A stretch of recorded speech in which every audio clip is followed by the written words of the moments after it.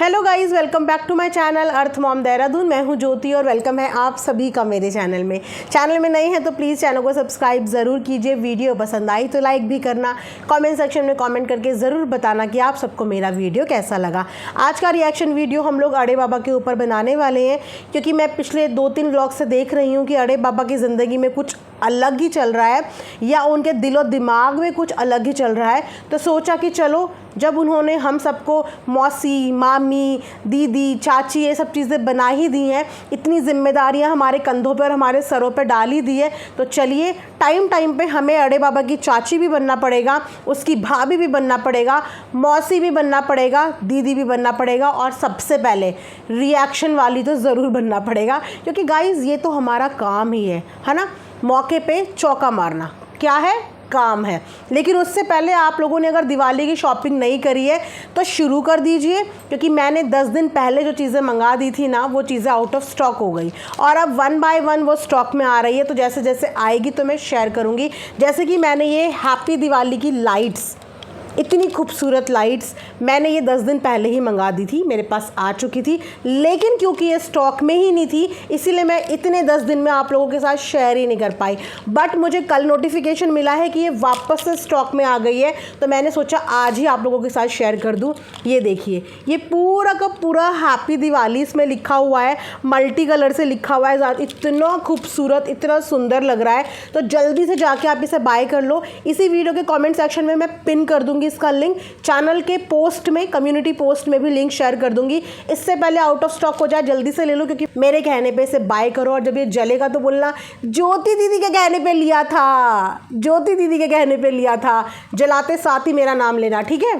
तो मैं नोटिस कर रही हूँ, आई एम श्योर कि आप लोग भी नोटिस कर रहे होंगे कि आजकल अड़े बाबा के जो टाइटल थंबनेल है ना, वो काफ़ी नेगेटिव जा रहे हैं। देखिए गाइज, हमने तो अपने एंड पे काफ़ी कोशिश करी कि हम इनको पॉजिटिव रखें, पॉजिटिव चीज़ें बताएं, बोलें। मैंने तो अभी तक जो 2-3 वीडियो बनाई है, इनको एक चीज़ बोली है बार बार, कुछ मत देखो, बीके शिवानी सिस्टर की वीडियोस देखो, गर्भ संस्कार की वीडियोस देखो। तुम इतनी पॉजिटिव हो जाओगी, इतनी पॉजिटिव हो जाओगी कि कोई और थॉट तुम्हारे माइंड में आएगा ही नहीं।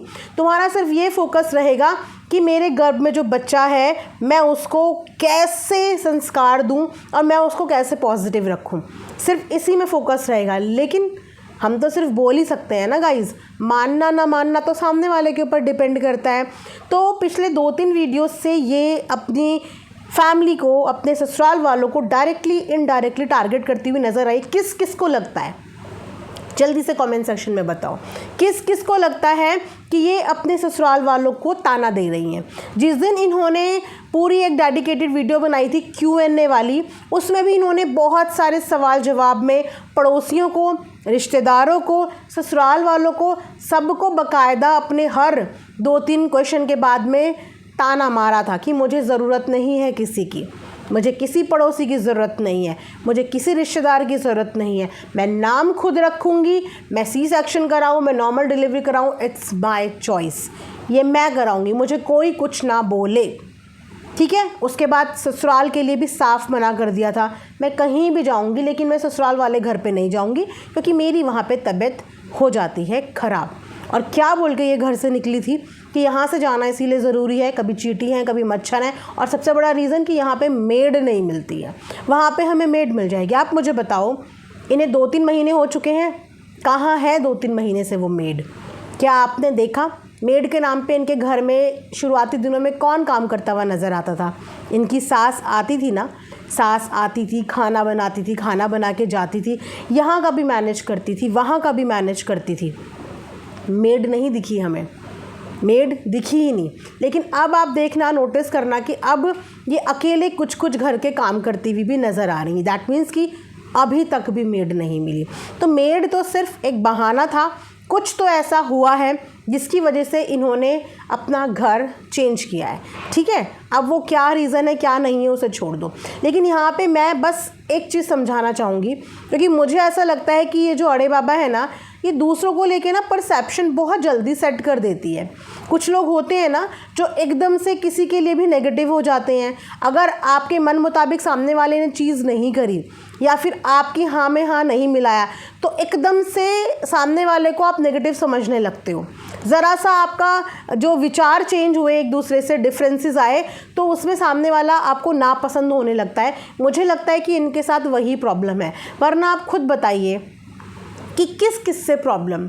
मायके में हर एक रिश्तेदार से प्रॉब्लम, उसके बाद मनीषा से प्रॉब्लम, फिर अप्सरा आंटी से प्रॉब्लम, उसके बाद सचिन भैया से प्रॉब्लम, ससुराल में आने के बाद इंटरनेशनल दीदी जीजा जी से प्रॉब्लम। अब तो पता नहीं बुली आंटी के साथ भी रिलेशनशिप कुछ है या नहीं है, ठीक है, उनको भी जोड़ लो। ससुराल में देवर के साथ भी अनबन चलती रहती है। शादी होने के तुरंत बाद ही, कुछ समय के बाद ही ससुराल से ये भाग गई थी। तो ये सारी प्रॉब्लम्स कहीं ना कहीं इनके अंदर है कि ये सामने वाले को लेके ना बहुत जल्दी नेगेटिव हो जाती हैं और ना रिश्तों को छोड़ने में बिलीव करती हैं। रिश्तों को जोड़ने में और उनको अपनाने में बिलीव नहीं करती हैं, इनको छोड़ने में बिलीव करती हैं। लेकिन ज़िंदगी में हर चीज़ नहीं छोड़ी जाती, हर चीज़ नहीं छोड़ी जाती। अगर आप ये सोच रही हो कि मैंने बिना माँ बाप के ज़िंदगी थोड़ी सी काट ली तो मैं आगे भी अकेली ज़िंदगी काट सकती हूँ, मुझे किसी की ज़रूरत नहीं है अपने पति के अलावा। बार बार टाइटल थंबनेल में पति पति पति ही आ रहा है ना, कि पति ही सब कुछ होता है, पति ही सब कुछ होता है। बिल्कुल पति ही सब कुछ होता है, लेकिन वो पति किसी का बेटा भी तो होता है, किसी का भाई भी तो होता है, उसको वो वाले रिश्ते भी तो निभाने हैं। आप अपने रिश्ते निभाने के लिए किसी भी बच्चे को उसके पेरेंट्स से अलग नहीं कर सकते, खास करके तब जब आपकी ज़िंदगी में वो चीज़ की कमी हो। तो आप दूसरे के साथ कभी ऐसा नहीं कर सकते। आपके पति आपके लिए कर रहे हैं, अच्छी बात है, लेकिन आपके ससुराल वालों ने भी आपके लिए कुछ कम नहीं किया है, बहुत कुछ किया है उन्होंने। उनकी सास, जिसकी तारीफ़ ये खुद करती हुई नहीं थक रही थी अपने एनिवर्सरी के टाइम पे कि वो मुझे कुछ नहीं बोलती, और हम सब ने वीडियो में देखा है, उस सास ने आज तक बहू का सुख, कहते हैं ना, बहू के हाथ की चाय का एक प्याली, कुछ भी सुख अभी तक देखा ही नहीं। वो तो उनके अपने खुद के हाथ पैर अभी तक इतने सलामत है कि वो सारा काम खुद भी करती हैं, अपने बेटों को भी खिलाती हैं, बहू को भी खिलाती हैं और खुद भी खाती हैं। चाहे त्यौहार हो, चाहे फेस्टिवल हो, सारे रीति रिवाज इनकी सास सब कुछ पूरे करती है। और कहीं ना कहीं मुझे लगता है कि जो एक्सपीरियंस उनके साथ शुरू में ही हो गया था ना, कि ये नाराज़ होकर घर से चली गई थी, उस समय इनके ससुराल वाले बहुत डर गए थे, और डरना बनता भी है, राइट, क्योंकि अगर थोड़ा भी कुछ ऊंच नीच हो जाती है तो सबसे पहले तो ससुराल वालों को पकड़ा जाता है कि क्या हो गया, ऐसे क्यों हो गया। तो दूध का जला हुआ छाछ भी फूक फूक के पीता है। तो उस समय से शायद इनकी सास अपने बहू के नेचर से थोड़ा बहुत हो गई होगी कि हाँ, तो उन्होंने कभी वो वाला प्रेशर डाला ही नहीं, सास वाला प्रेशर कभी डाला ही नहीं, सास ससुर देवर वाला प्रेशर डाला ही नहीं। इन्होंने जैसा बोला उन्होंने वैसा किया, इन्हें जैसा लाइफस्टाइल चाहिए उन्होंने वैसी लाइफस्टाइल दी, जैसा पहनना है उन्होंने कभी रोका नहीं। आपने देखा ना, मेरे सामने एक वीडियो आई थी इनकी, एक शॉट आया था जिसमें लिटरली इन्होंने अपनी सास का फ़ोन उनके हाथ से लिया और उस फ़ोन को फ्लोर पे मार रही हैं। इनको तो मज़े आ रहे हैं, लेकिन बेड पे बैठी हुई इनकी सास की शक्ल देखना, ऐसा लग रहा था कि बेचारी कुछ बोल भी नहीं पा रही है। अगर यहाँ पे अपनी बेटी या अपना बेटा होता तो शायद सास उठ के 2 चांटे भी मार देती, क्योंकि वो अपने सास की फ़ोन की स्क्रीन, जो स्क्रीन होती है फ़ोन की, उसको ऐसे छोड़ रही थी। फ़ोन ऐसे उठा रही फिर नीचे छोड़ रही, फ़ोन ऐसे उठा रही फिर नीचे छोड़ रही। आई थिंक लास्ट में उसके सास की फ़ोन की स्क्रीन टूट ही गई। इस तरीके का मजाक कोई अपने सास ससुर या ससुराल में या भाई बहनों के साथ भी करता है, जिसमें आप उनकी कोई चीज़ तोड़ रहे हो और वो इंसान मजबूर है क्योंकि वीडियो भी चल रही है और वो कुछ बोल भी नहीं पा रहा है। इसे टॉर्चर करना कहते हैं। मान लो कि अगर यही सेम चीज़ कोई सास कभी अपनी बहू के साथ कर ले तो उस सास के ऊपर कितने आरोप लगा देगी बहू, कितने आरोप, मेरा फ़ोन तोड़ती थी, मुझे टॉर्चर करती थी, मेरे साथ ऐसा करती थी। और उस सास के साथ क्या हो रहा है पिछले 1-1.5 साल से, कि पहले बहू आती है ससुराल से बिना बताए भग जाती है, उसके बाद जब से आ रही है तो अपनी मन मर्ज़ी चला रही है, और जब अपनी मन मर्ज़ी कहीं पे नहीं चली तो घर से सेपरेट भी हो गई कि चलो सेपरेट होके खुश रहो। सास ने वहाँ भी मैनेज किया, लेकिन उसके बाद भी क्यों? रिश्तों को जोड़ के रखो। ब्लेस्ड हो तुम कि अगर भगवान ने कुछ रिश्ते छीने तो उसके बदले में कुछ खूबसूरत रिश्ते तुम्हारी झोली में डाले भी हैं। लाइफ में बहुत जगह पे अपने अलावा अपनों के बारे में भी सोचना पड़ता है, अपनों के लिए भी झुकना पड़ता है। सास माँ का ही रूप होती है, एक बार मान के तो देखो। और आपकी सास तो इतनी अच्छी है इतना फ्रीडम दिया हुआ है, किसी चीज़ की रोक टोक नहीं करी है, उसके बावजूद टाइटल में ये लिखना, कभी सोचा है कि उनको कैसा लगता होगा जब वो ये वीडियोस देखते होंगे, तो उनको कैसा फील होता होगा। हो सकता है कि मुंह पे नहीं कुछ बोलते हो, डर लगता हो उनको मुंह पे कुछ भी बोलने में कि सामने वाला क्या रिएक्ट करेगा, लेकिन मन ख़राब होता है जब ये सब चीज़ें देखते हैं ना इंसान करने के बाद, तो मन ख़राब होता है। कभी भी किसी के करे हुए को ज़िंदगी में भूलना नहीं चाहिए। यही सेम एटीट्यूड जो था वो राज फैमिली के साथ भी ऐसे ही दिखाया था कि उनका भी करा हुआ कभी ग्रैटिट्यूड शो नहीं किया। और यही सब चीज़ें अब अपनी सास के साथ भूल कर भी गलती मत करना।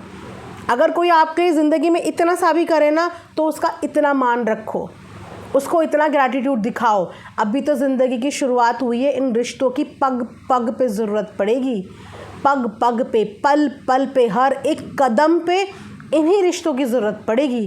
कोई बाहर वाले कभी नहीं आएंगे। बाहर वाले आएंगे घूमने के लिए, फिरने के लिए, मौज मस्ती के लिए, कोलैबोरेशन के लिए, प्रमोशन के लिए, लेकिन जब दुख तकलीफ़ आएगी तो यही घर वाले, यही सास, यही देवर, यही ससुर जी, यही सब आके तुम्हारी मदद करेंगे, तुम्हारे सुख दुख में यही साथ रहेंगे। तो पति की जम जम के तारीफ़ करो, लेकिन ससुराल वालों को भी अप्रिशिएट करो, उनकी भी तारीफ़ करो, उनको भी वो मान सम्मान दो जो वो डिज़र्व करते हैं, उनको भी खुशी दो। क्योंकि अब बचपना नहीं रहा ना, ये खुद बोलती है ना कि मैं बच्ची नहीं हूँ, 22-23 साल की मैं हो गई हूँ, मुझे बच्चा मत बोलो, मेरे अंदर बहुत समझ है। तो अगर समझदार हो तो समझदारी वाली हरकतें करो।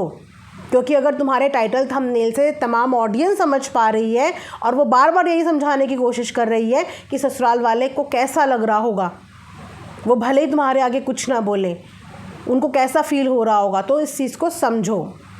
कोई तुम्हारी बुराई के लिए नहीं ये सब चीज़ें तुम्हें बोलता, तुम्हारी अच्छाई के लिए बोलता है कि जो रिश्ते मिले हैं उनकी कद्र करो, उनकी कद्र करो और उन्हें बना के रखो, राइट। और पॉजिटिव रहो। जब खुद पॉजिटिव रहोगी तो सब कुछ पॉजिटिव लगेगा, सब कुछ पॉजिटिव। तुम्हारी इच्छा अनुसार सब ने सब कुछ किया है, जैसा तुमने बोला तुम्हारे पति ने वैसा किया, जैसा तुमने सास ससुर देवर को बोला वो वैसा कर रहे हैं, तुम्हारी सहूलियत के हिसाब से हर कोई चल रहा है।